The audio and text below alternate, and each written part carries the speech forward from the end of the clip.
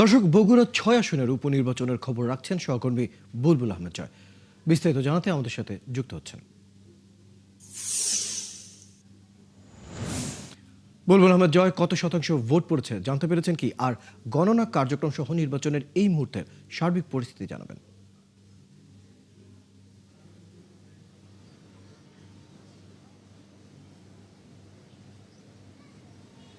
Faisal royal, আমি এখন রয়েছি বগুড়ার একটি ঐতিহ্যবাহী গ্রাম ঠ্যাঙ্গামারা, এবং এই ঠ্যাঙ্গামারা গ্রামেই কিন্তু খাতেমুন আদর্শ কেজি স্কুল কেন্দ্রে মূলত আমি রয়েছি।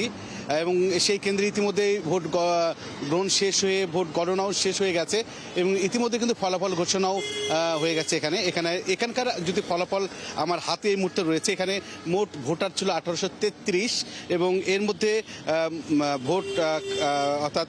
ভোট কাস্ট হয়েছে 1028টি, এবং এই 1028টির মধ্যে ধানের শীষ রেজাউল করিম বাদশাহ পেয়েছেন 726টি ভোট, এবং দাঁড়াপাল্লা প্রতীক জামাত ইসলামের প্রার্থী পেয়েছেন 297 ভোট, এবং বাংলাদেশ ডেভেলপমেন্ট পার্টির প্রার্থী পেয়েছেন ফুলকপি মার্কা নিয়ে 4 ভোট, এবং একটি ভোট বাতিল হয়েছে। তো এখানে যদি বলি যে এই কেন্দ্রে ভোট পড়েছে প্রায় 56%, এবং আমি যদি বলি যে আমার কাছে পুরো কেন্দ্রের কত ভোট পড়েছে সেই সংখ্যাটা এখন নেই, হয়তো কিছুক্ষণের মধ্যে আমাদের হাতে আসবে, তখন আমরা জানিয়ে দিতে পারবো। আমরা দেখতে পাই যে যারা ইতিমধ্যে ফলাফল যেহেতু ঘোষণা করা হয়েছে, কেন্দ্রের সামনে কিন্তু বিজয়ী প্রার্থীর সমর্থকরা কিন্তু রয়েছেন, এবং তারা কিন্তু এখনো অপেক্ষা করছেন। এগুলো তাদের কাছে একটু জানতে চাই যে এই কেন্দ্রে তো আপনারা রেজাউল করিম বাদশাকে জয়লাভ করেছেন, তিনি যদি সমস্ত কেন্দ্রে জয়লাভ করে নির্বাচিত হন, তাহলে তার কাছে আপনাদের প্রত্যাশাটা কি হবে? আসসালামু আলাইকুম।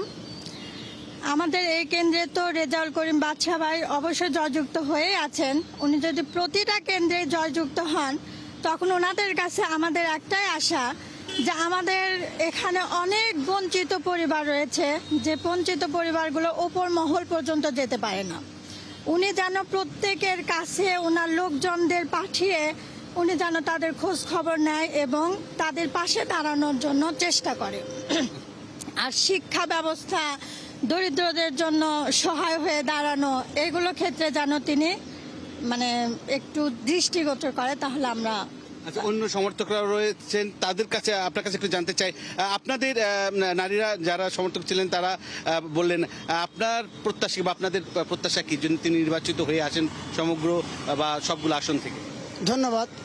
উনি বগুড়া সদর আসনে নির্বাচিত হয়েই গেছে প্রায়, আর কয়েক ঘন্টার বা কয়েক মিনিটের মধ্যে আমরা জানতে পারবো উনি বিজয় হয়ে গেছে। তা আমাদের আশা থেকে জয়লাভ করেছেন, এখন অন্যান্য কেন্দ্রের ফলাফল আমরা পাইনি, যদি নির্বাচিত হওয়ার পর।